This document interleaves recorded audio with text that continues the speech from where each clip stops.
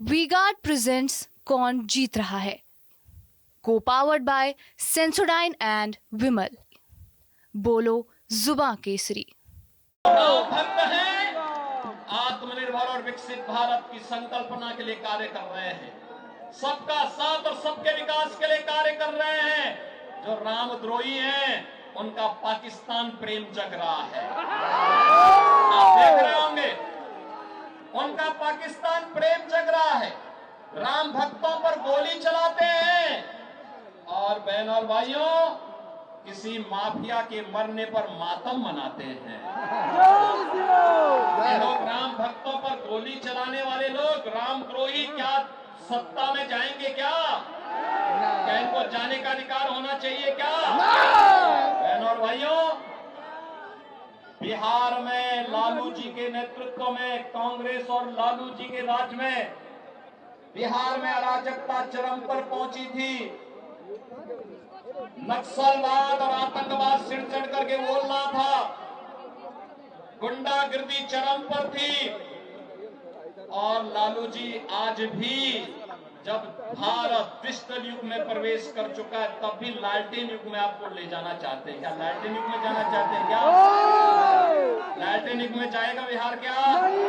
अब तो डिजिटल युग में जाना है और हम उस डिजिटल युग में प्रवेश कर चुके हैं। इसलिए नए भारत का नया बिहार बनाना है और आत्मनिर्भर और विकसित भारत की संकल्पना को साकार करना है।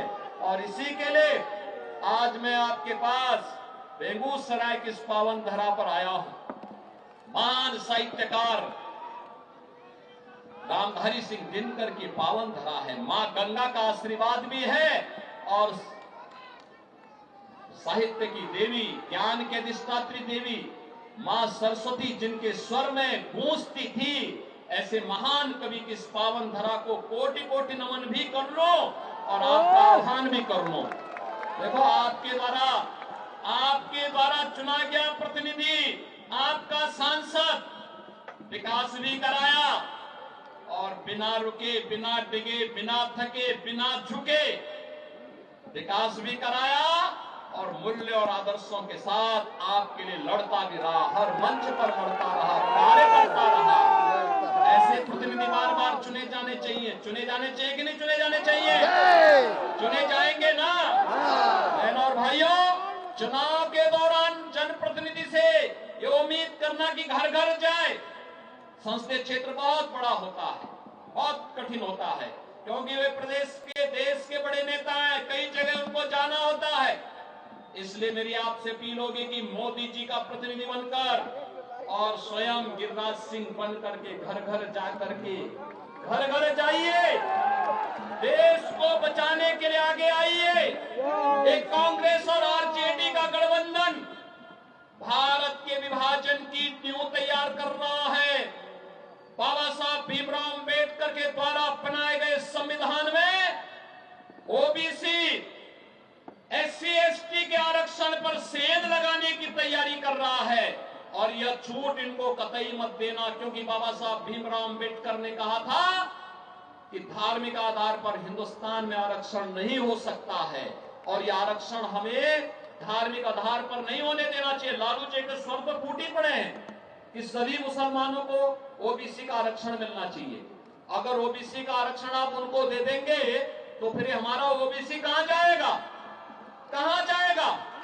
और कांग्रेस ने एससी के आरक्षण को राजेंद्र सच्चर कमेटी बना करके पहले ही सेंध लगाने की शुरुआत की थी।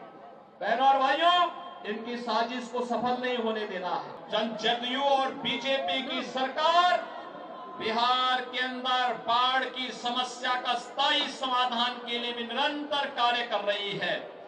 बहनों और भाइयों, भारतीय जनता पार्टी आज अपने सहयोगी दल जदयू, लोजपा और अपने अन्य सहयोगी दलों के साथ मिलकर के इस चुनाव में इसलिए आई है कि मोदी जी के नेतृत्व में 10 वर्ष में हमने एक आधार तैयार किया है विकसित भारत का।